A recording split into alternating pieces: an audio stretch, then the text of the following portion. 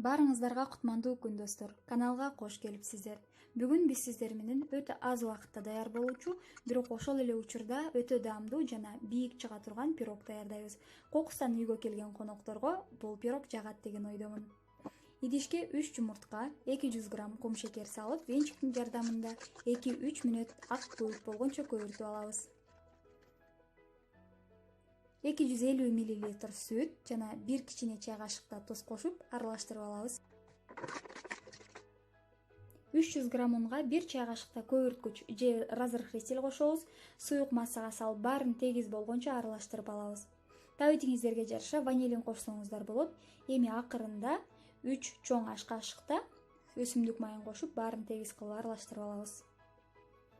Формаңыздарга пергамент кагазын салып, массаны тегиз куюп алабыз. Эгер формаңыздар жок болсо, духовканын атайын өзүнүн табакчасына бышырсаңыздар болот.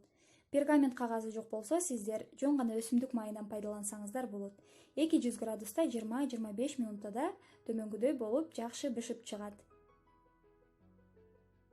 Тегиздеп алуу үчүн мен үстүндөгү кичинекей шапкасын кесип алдым.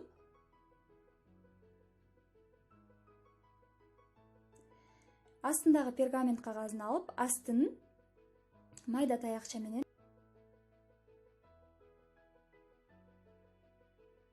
менен же болбосо зубочистка менен акырындык менен бардык жерин басып тешкелеп чыгабыз. Бул болсо үстүндөгү сиропту дагы да төмөнкү катмарларына өтүшүнө жардам берет.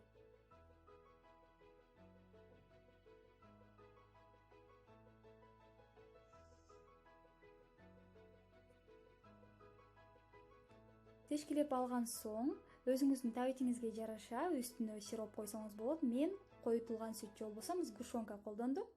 Сиз варенье, джем же болбосо өзүңүз каалаган шоколад, ар түрдүү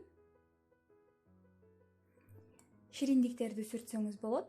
Четтерин да өзүңүздүн табитиңизге жараша жаңгак же болбосо ашып калган кукум менен кооздосоңуз болот. Негизи эле оформление бул сиздин табитиңизге жараша. Даяр болгон пирогду дароо дасторкон үстүнө тартсаңыз болот, болбосо 30 минутага кое турсаңыз дагы да даамына чыгып калат. Албетте жасап көрүңүз. Тамагыңыз таттуу болсун. Каналга жазылууну унутпаңыз. Эгер видео жаккан болсо лайк басып, колдоону да унутпаңыз.